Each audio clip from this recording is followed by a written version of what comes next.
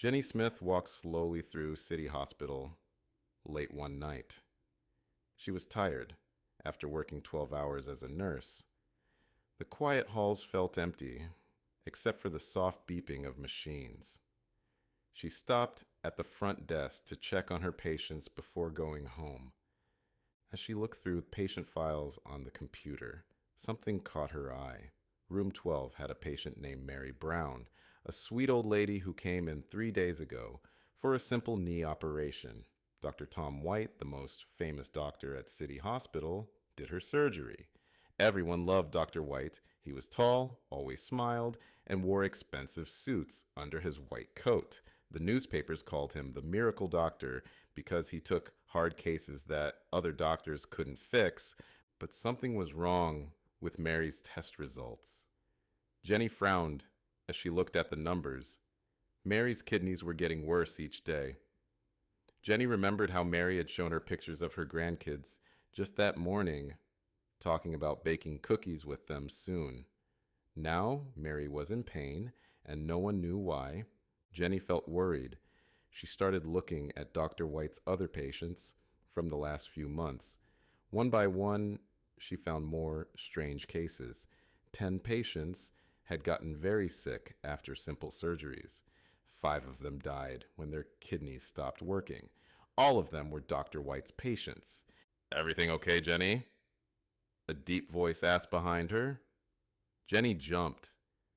It was Dr. White standing there with his perfect smile. He looked friendly, but something felt different now. "Yes, Dr. White," Jenny said quickly. "Just checking on Mary Brown." "Ah, yes, poor Mary," he said, shaking his head. "Sometimes old people get sick after surgery. It happens." He walked away, his shoes making soft sounds on the floor. Jenny's hands were shaking. She remembered her mom, who died last year. Her kidneys had failed too, after a simple surgery. Dr. White had been her doctor. Jenny had been so sad then that she didn't think about it much. But now, more memories came back. Last month, a young nurse named Sarah had told Jenny something strange. "I think Dr. White is doing bad things," Sarah had whispered. "His patients keep getting sick in weird ways." The next day, Sarah died in a car crash. The police said she was driving too fast, but Sarah always drove carefully. Jenny grabbed her phone and called her old friend Bob Jones, who worked as a police detective.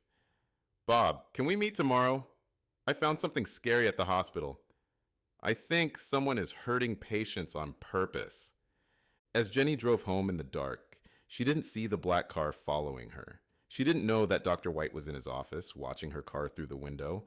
On his desk was a small bottle without a label. Next to it was a list of names. Jenny's name was now at the bottom of that list, written in red ink. At home, Jenny locked her doors and windows. She felt scared but knew she had to find proof. In her bedroom, she opened an old box and took out her mom's medical records. As she read through them, her phone buzzed. It was a text from an unknown number. "Some secrets are worth dying for. Ask Sarah." Jenny dropped the phone. Down the street, a car engine started. And in room 12 at City Hospital, Mary Brown's heart monitor started beeping faster and faster. Jenny couldn't sleep that night. She kept thinking about the text message and Sarah's crash. At 3 a.m., her phone rang. It was the hospital. Mary Brown had gotten much worse. Jenny rushed to work, even though her shift didn't start for hours. When she got there, she found Dr. White already in Mary's room. He was writing something in Mary's chart. "Ah, Jenny," he said calmly. "I was just giving Mrs. Brown some medicine to help her kidneys." Jenny noticed a small, empty bottle in his coat pocket. The label was turned away, so she couldn't read it. Later, when Dr. White left, Jenny checked Mary's chart. But the new medicine wasn't written down. Strange, she thought. Dr. White always wrote everything down. That was one reason everyone trusted him so much. While checking on Mary, Jenny found an old cleaning lady named Rosa in the room. Rosa had worked at the hospital for 30 years. "I see things at night," Rosa whispered to Jenny. "Bad things. Dr. White comes here late. When he thinks no one is watching, he gives special medicine to patients. Not the normal kind." Jenny's heart beat faster. "What do you mean, Rosa?" "Last week I was cleaning near his office very late. I heard him on the phone. He said something about testing new drugs, getting paid lots of money. But then he saw me and—" Rosa looked scared. "I have to go. I've said too much." She hurried away, pushing her cleaning cart. Jenny went to the hospital's drug storage room to look for clues. In the back corner, she found a box of empty bottles. They looked like normal medicine bottles, but these had no labels, just like the one in Dr. White's pocket. Suddenly, Bob the detective called. "Jenny, I checked Dr. White's background," he said. "He worked at 5 other hospitals before coming here. At each one, patients died in weird ways, but he always left before anyone could prove anything. And get this, he's getting huge payments from a company called New Life Labs. They make experimental drugs." Jenny gasped. "Bob, I think he's testing drugs on patients without telling them. That's why their kidneys fail. He's using them like lab rats." "Be careful, Jenny," Bob warned. "New Life Labs is powerful. They have friends in high places. Yesterday, someone broke into our police files and deleted everything about Sarah's crash."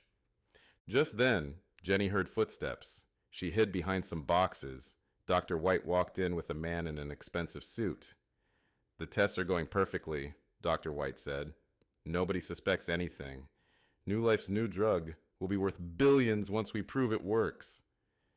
"And what about that nosy nurse?" the man asked. "Don't worry about Jenny," Dr. White laughed. "I gave her mother the same treatment last year. She'll have a tragic accident soon, just like her friend Sarah." Jenny covered her mouth to stay quiet. Her mom's death wasn't an accident. Dr. White had killed her to test his drugs, and now he was planning to kill Jenny too. When they left, Jenny ran to her car crying. But she couldn't leave. Mary and the other patients needed help. She had to get proof. Back in her office, Jenny found a letter on her desk. Inside was a key and a note. "Storage room B, basement level 2. Come alone at midnight. I can help. R." Jenny knew R must be Rosa.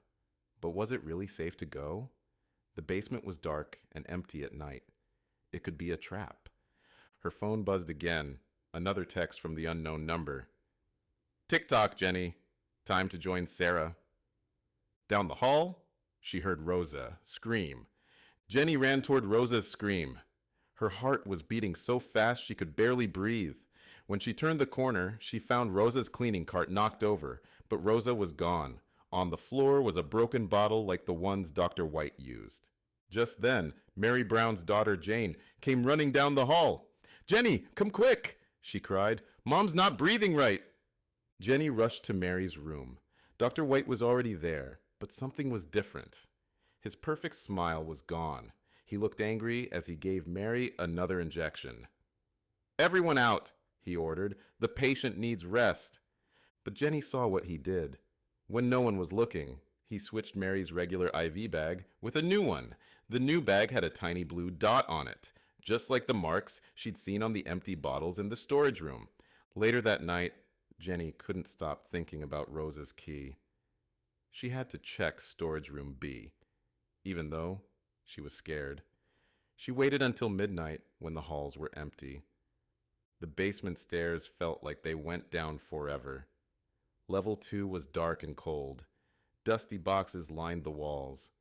Jenny's hand shook as she put the key in the lock of storage room B. Inside, she found old patient files stacked everywhere. And there, in the corner, was Rosa, tied up but alive. Jenny quickly untied her. "Thank God you came," Rosa whispered. "Look in that cabinet, quick, before they come back." Jenny opened the metal cabinet. Inside were hundreds of files marked New Life Labs test subjects. She grabbed them and started taking pictures with her phone. Each file showed the same thing: patients who got sick and died after simple surgeries. Dr. White had been testing drugs on people for years. Suddenly, they heard voices. "Hide!" Rosa pushed Jenny behind some boxes. Through a crack, Jenny saw Dr. White and the man in the suit walk in. "The police detective is getting too close," the suit man said. "We need to finish this tonight." "Don't worry," Dr. White replied. "I've invited Bob to the hospital to discuss his investigation. He'll have an unfortunate accident in the parking garage. As for Jenny," he pulled out a syringe filled with blue liquid. "I've got something special planned for her."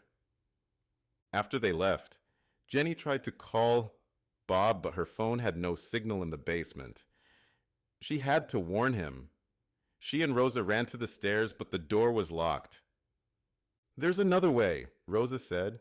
"Through the old tunnels. They connect to the parking garage." She moved a box, revealing a small door in the wall. The tunnels were narrow and dark.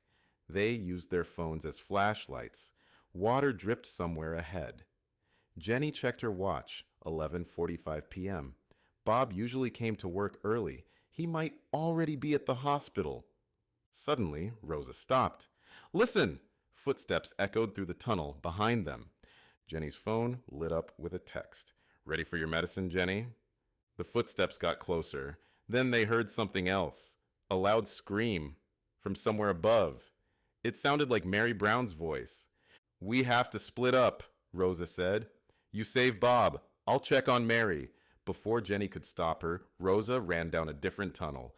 Jenny kept running toward the parking garage. Her phone light flickered and died. In the darkness, she tripped on something. When she reached down to feel what it was, her hand touched something wet and sticky. She held her hand up to a tiny light coming through a crack in the wall. It was covered in fresh blood. Behind her, someone whispered, "Hello, Jenny. Ready for your checkup?" Jenny spun around in the dark tunnel. The voice belonged to the man in the suit, not Dr. White. He held a flashlight under his chin, making his face look scary. "I'm from New Life Labs security team," he smiled. "Dr. White doesn't know I'm here. I want to make a deal." The blood on Jenny's hand was still wet. "Whose blood is this?"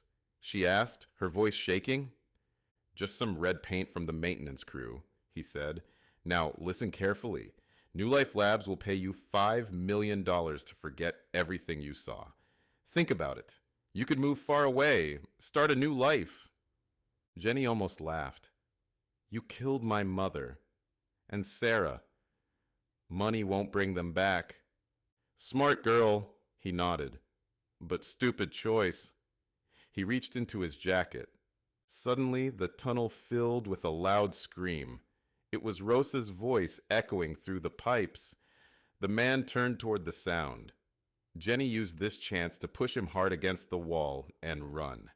She ran faster than she ever had before, following the pipes that led to the parking garage. She had to find Bob before Dr. White did. Her shoes made splashing sounds in the wet tunnel, but she didn't stop. Finally, she saw the garage door ahead. She burst through it, gasping for air.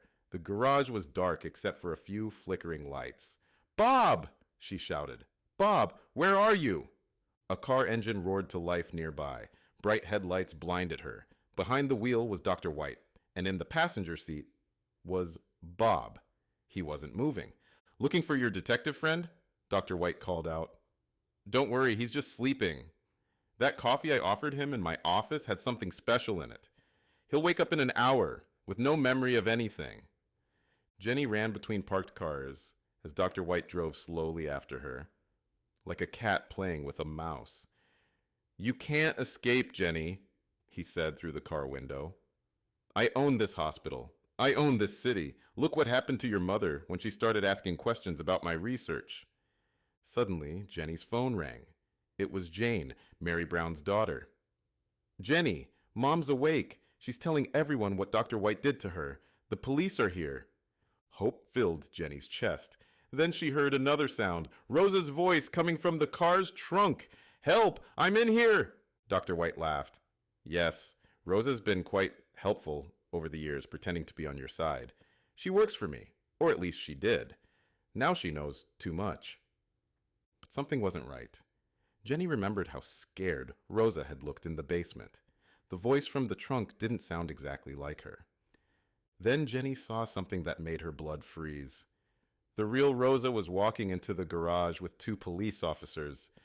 Then who was in the trunk? The trunk suddenly burst open. Out jumped Sarah, alive. But how? Everyone thought she died in the crash. "Surprise," Sarah said to Dr. White. "I faked my death because I knew you'd try to kill me. I've been gathering evidence against you for months. Rosa helped me hide in the hospital basement. Those files you saw, Jenny, I put them there." Dr. White's face turned white. He tried to drive away, but police cars appeared at every exit, lights flashing. Then the man from New Life Labs ran into the garage, pointing at Jenny. "She's the one! She's been stealing our drugs and testing them on patients!" Jenny's heart stopped. What was happening?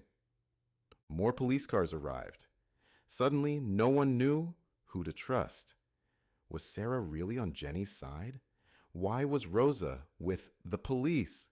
And who was telling the truth about the drugs? In all the confusion, Jenny saw Dr. White slip something into his pocket. It looked like a small remote control. He pressed a button and smiled. Deep below the hospital, in the basement tunnels, something started beeping. The beeping got louder. Jenny suddenly remembered something important. All those unmarked bottles in the basement were next to old oxygen tanks. If Dr. White had planted a bomb... "Everyone out!" Jenny screamed. "He's going to blow up the evidence!" The garage erupted in chaos. Police officers ran in different directions. The man from New Life Labs tried to escape, but slipped and fell. As officers grabbed him, a badge fell from his pocket. It was fake. He wasn't from New Life Labs at all. Sarah ran to Jenny. "I can explain everything," she said quickly. "I'm not really a nurse. I'm an FBI agent. We've been watching Dr. White for 2 years. He's been selling dangerous drugs to fake companies. But we could never prove it because he always destroyed the evidence." Boom! The ground shook as a loud explosion came from below. Smoke began pouring through the garage vents. Jenny remembered something else. Mary Brown was still in her room, right above the basement. Through the smoke, Jenny saw Dr. White running toward a different car. The remote wasn't the only thing he'd taken from his pocket. He was holding a large file labeled Original Test Results. "That's the only copy of his real drug tests," Sarah shouted. "If he destroys it, we'll never prove what he did." But Jenny was already running back into the hospital. "Mary's more important," she yelled. Sarah hesitated, then followed her. They ran up the emergency stairs as smoke filled the building. When they got to Mary's floor, they found Rosa helping patients evacuate. "I've been working undercover with the FBI too," Rosa explained as they ran past. "Sarah recruited me 6 months ago." In Mary's room, Jane was trying to disconnect her mother's machines.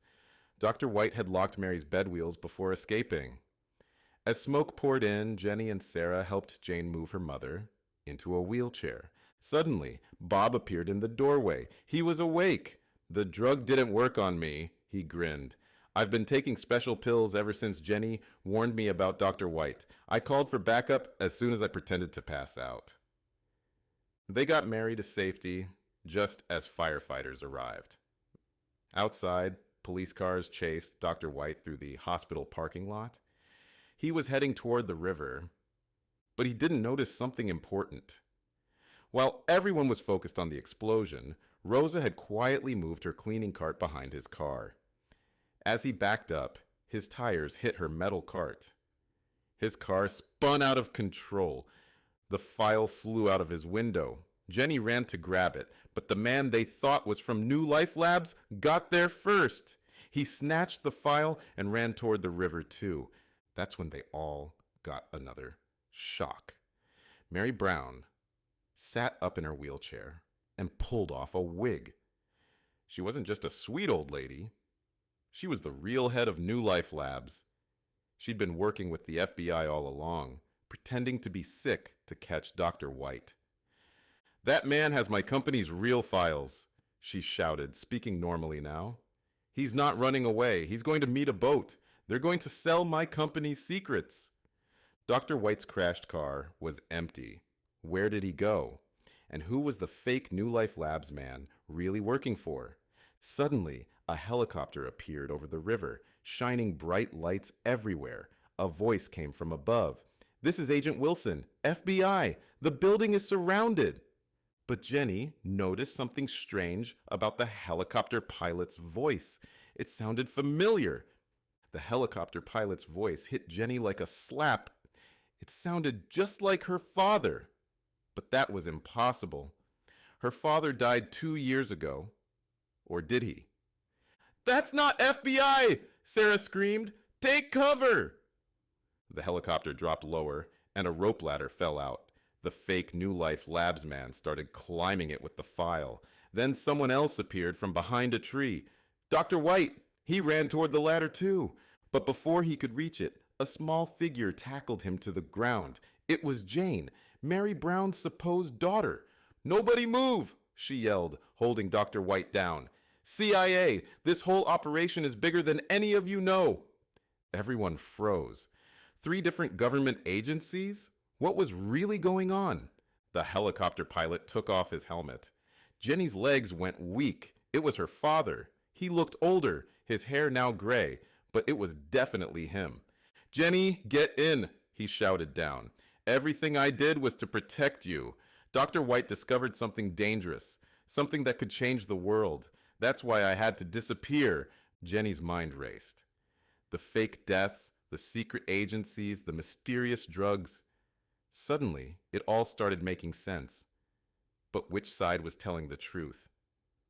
"Don't trust him," Mary Brown shouted from her wheelchair.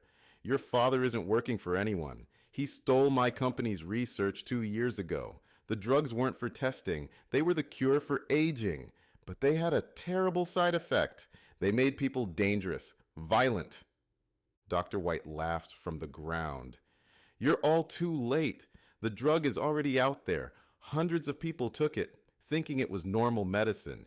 In 24 hours, they'll all change. The world will see what real power is."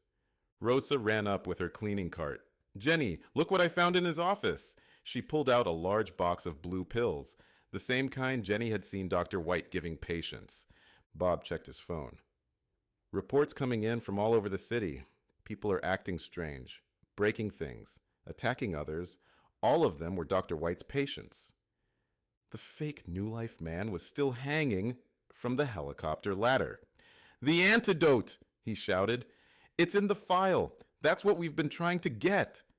Jenny's father waved frantically. "Jenny, please, come with me. I know how to fix this." But then Jenny remembered something. A small detail that changed everything. Last week, when checking old security cameras, she had seen her father in the hospital basement late at night. He was with Dr. White, both of them smiling as they filled syringes with blue liquid. "You're not here to save anyone," Jenny said to her father. "You and Dr. White started this together. The FBI, CIA, and New Life Labs were all trying to stop you." Her father's face changed. The kind look disappeared. "Smart girl," he said coldly. "Too smart. Just like your mother was." He pulled out a gun. But he wasn't aiming at Jenny. He was pointing it at the hospital where hundreds of patients were being evacuated. Sarah pulled her FBI badge and gun. Jane aimed her CIA weapon. Police surrounded the area.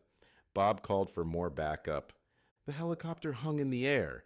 As sirens wailed in the distance, somewhere in the city, innocent people were changing into something dangerous. And only the file hanging from the helicopter had the cure. Jenny had to make a choice. Fast. Then she saw Rosa wink at her. The old cleaning lady was slowly pushing her cart toward the helicopter, and something was hidden under her cleaning rags. Under Rosa's cleaning rags was a large water hose, the same kind used to clean hospital floors, but she hadn't filled it with water. While everyone was distracted by the explosion, she'd filled it with the blue liquid from Dr. White's office. Now! Rosa screamed, turning on the hose. A powerful stream hit the helicopter, spraying the fake New Life man. The file he was holding got soaked and slipped from his hands. Jenny ran and caught the wet file, but when she opened it, she got another shock. The pages weren't about drugs at all. They were pictures, pictures of a strange blue plant growing in a secret lab. At the top was written, Project Forever. Warning, highly dangerous. That plant is the source! Mary Brown yelled from her wheelchair. Your father found it in the Amazon rainforest. Its juice can make people live forever, but it also makes them go crazy. We were trying to fix it when he stole it. Suddenly, Dr. White broke free from Jane's grip. He pulled out a small blue bottle and drank it all. His eyes turned bright blue, and his muscles grew bigger. He threw Jane aside like she was a toy. You fools! Dr. White laughed, his voice deeper now. The change doesn't take 24 hours. That was a lie. It takes 5 minutes. Jenny's father landed the helicopter and jumped out. He drank from a blue bottle, too. The world is sick, Jenny, he growled as he changed. Regular people are weak. We're making them stronger. Police started shooting, but the bullets didn't seem to hurt Dr. White or Jenny's father. They just laughed and grew stronger. Then Bob yelled, Look! He pointed at the wet file in Jenny's hands. Where the blue liquid from Rosa's hose had touched the pictures, the blue plant images were fading. Regular water didn't do this to paper. What was really in that cleaning hose? Rosa smiled. I switched the liquids. That's not the drug in my hose. It's the cure. I found it in a hidden safe behind Dr. White's degrees. I've been spraying a little bit on each sick patient all week. That's why some of them got better. Sarah quickly grabbed the hose and sprayed Dr. White and Jenny's father. They fell to their knees, screaming as they changed back to normal. But they were still laughing. You're too late, Jenny's father shouted. We already sent the blue plant juice all over the world. It's in energy drinks, vitamins, everything. By tomorrow, millions will change. Then they heard a new sound. Breaking glass, screaming, running feet. The hospital patients, Bob shouted. The ones Dr. White gave the drug to. They're changing. Through the hospital windows, they could see people with bright blue eyes running wild, breaking things, growing stronger every second. Rosa checked her hose. We don't have enough cure for everyone. Not even close. Yes, we do, Mary Brown said quietly. She stood up from her wheelchair and pulled a key from her necklace. There's more cure hidden in the one place they'd never look, the hospital daycare center's toy room. I put it there months ago in the toy water guns. But to reach the daycare center, they'd have to get past dozens of changed people, and the effects of the blue plant were spreading through the city every minute. Jenny looked at her father and Dr. White. Now handcuffed, but still grinning. What did they know that everyone else didn't? Then she remembered one last thing. The night her mother died, she'd written something in her diary. Jenny had never understood it until now. The cure is in the curse. The cure is in the curse? Jenny suddenly understood. Mom wasn't talking about a medicine. She meant the plant itself. Every poison has its own cure. Sarah pulled up a picture of the blue plant on her phone. Look at the leaves. One side is bright blue, but the other side is white. They were only using the blue side. More windows broke in the hospital. Changed people with blue eyes were everywhere now. They couldn't reach the daycare center from inside. Then Bob noticed something. A children's playground slide connected the parking lot to the daycare window. Rosa, give me the hose, Jenny said. Sarah, Jane, Bob, spray as many people as you can with the toy guns once we get there. Mom and I used to work in that daycare. I know a secret way in. As they ran toward the playground, Jenny's father yelled after her.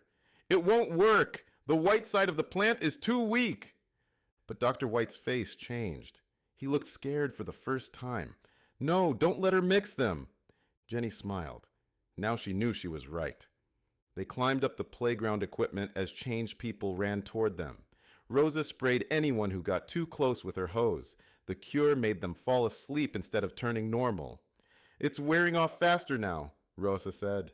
"We need something stronger." They reached the daycare window.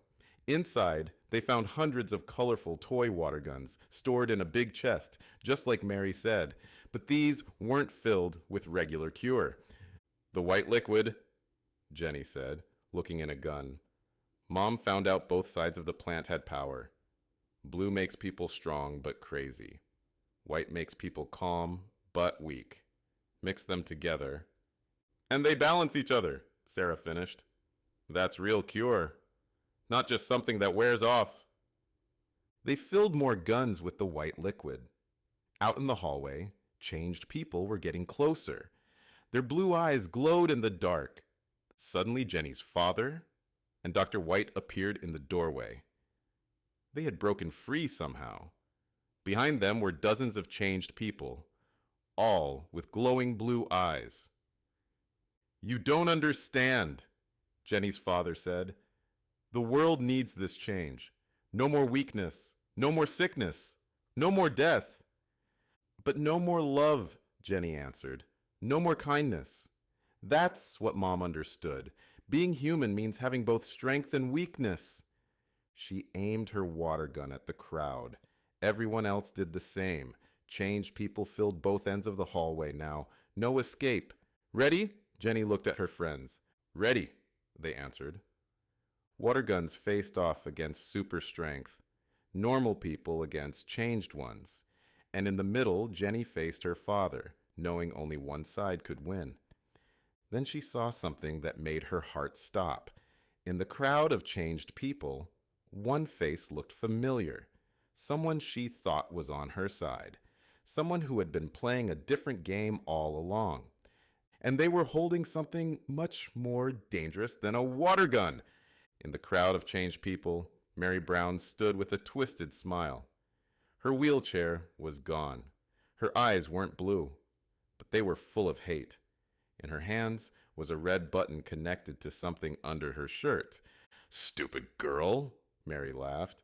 "There was never a good New Life Labs." "I created the blue plant. Your father stole it from me, so I pretended to help catch him. Now I have everyone exactly where I want them." She ripped open her shirt. Under it was a vest covered in blue liquid tubes. "One push, and this sprays everywhere. Enough to change everyone in this building. Forever." Jenny's father looked shocked. "You're crazy, Mary. The plant was supposed to help people, not destroy them." "Help people?" Mary screamed. "Like you helped Jenny's mother when she found out the truth? I saw you push her down those hospital stairs." Jenny felt like she'd been hit. All this time, she'd thought her mother's death was from the drugs. "You killed Mom?" she asked her father. "Why?" "She was going to expose everything," he said quietly. "I couldn't let her stop us from making the world better. Stronger." Dr. White stepped forward. "Mary, think about what you're doing. Even changed people can die. If you spray too much—" "I don't care." Mary's finger moved closer to the button. "I lost everything when they stole my research. Now everyone loses everything." Rosa aimed her hose, but Mary shook her head. "Try it and I'll press the button. Nobody move." The changed people moved closer, their blue eyes glowing. Jenny looked at her water gun. Not enough cure to spray everyone. Not enough time to run. Then she saw something in Mary's vest. The tubes weren't all filled with blue liquid. Some had white liquid too. They were separated by thin plastic walls. Jenny remembered her mother's last words again. "The cure is in the curse." She had an idea, a dangerous one. Jenny stepped closer to Mary. "You're right," she said. "The world is weak. Change us. Show us real power." She dropped her water gun. "Jenny, no!" Sarah shouted. But Jenny kept walking toward Mary. "Finally, someone understands." Mary smiled. Her fingers started pressing the button. That's when Jenny jumped. She grabbed Mary's vest with both hands and squeezed all the tubes as hard as she could. The plastic walls breaking inside made a loud popping sound. "No!" Mary screamed. "The liquids can't mix!" But it was too late. Blue and white liquid sprayed everywhere, mixed together. The perfect cure. The changed people fell to their knees. Their blue eyes turned normal. Dr. White collapsed. Jenny's father grabbed his head, fighting the change. But something was happening to Mary. Where the mixed liquids touched her skin, smoke started rising. "What's happening to her?" Bob yelled. "She's not just changed," Jenny's father gasped as he changed back. "She injected herself with pure blue plant juice years ago. It's in her blood. When the real cure hits that..." Mary's skin began to crack, like dry earth. Light shone through the cracks. "Everyone out!" Sarah screamed. "She's going to..." Boom! The explosion wasn't big, but the blast pushed everyone back. Where Mary had stood was now just a pile of blue and white dust. Through the broken windows, they could see police lights flashing outside. All around them, changed people were waking up normal. Dr. White lay on the floor, crying. "What have we done?" he kept saying. "What have we done?" Jenny's father tried to run, but Bob and Jane caught him. As they put handcuffs on him, he looked at Jenny with tears in his eyes. "I really did want to make the world better," he whispered. "I just forgot what better meant." Sarah checked her phone. "Reports coming in. Changed people all over the city are turning normal. The mixed cure is spreading through the air." Rosa hugged Jenny. "Your mother would be proud," she said. She left those clues about the plant, hoping someone would understand. Then they heard a small sound. In all the chaos, they'd forgotten where they were. The daycare's naptime music box was still playing its gentle song. Jenny walked to the window. The sun was rising. On the playground, the metal slide sparkled with drops of blue and white liquid, mixed together like tiny pearls. "What do we do now?" Bob asked, looking at the mess everywhere. "First we clean up," Jenny said, picking up a mop from Rosa's cart. "Then we make sure this never happens again." Dr. White spoke up from the floor. "The plant, there's more. Growing in labs all over the world. Other people will try to use it. Then we'll stop them too," Sarah said. She pulled out her FBI badge. "Jenny, we could use someone like you on our team. Someone who solves puzzles. Someone who sees the truth when others don't." Jenny looked at her father as police led him away. "No," she said. "I'm going to stay right here. This hospital needs good nurses. Real healers. That's what Mom would have wanted." 1 year later, Jenny sat at the nurse's station, checking patient charts like always. But things were different now. The FBI had found all the secret labs. The blue plant was destroyed. Dr. White and her father were in jail, helping authorities find anyone else who knew about the plant. Rosa still cleaned the hospital halls, but now she was head of security too. Bob visited often, bringing coffee and case files for Jenny to look at, just for fun. Sarah and Jane stopped by when their agencies needed a nurse's opinion on strange medical cases. Jenny opened her mother's old diary, which she kept in her desk. On the last page, her mother had written something else. "The strongest medicine isn't in any plant or pill. It's in the heart that chooses to help others." A new patient walked up to the desk. "Excuse me," she said. "I'm looking for Nurse Jenny. People say she's the one to trust when something seems wrong." Jenny smiled and stood up. "Let me help you," she said. Behind her on the wall hung a small frame. Inside was a tiny blue and white flower, dried and pressed flat. Under it was a note in Rosa's handwriting. "Sometimes the biggest mysteries come in the smallest packages. Keep watching, keep caring, keep healing."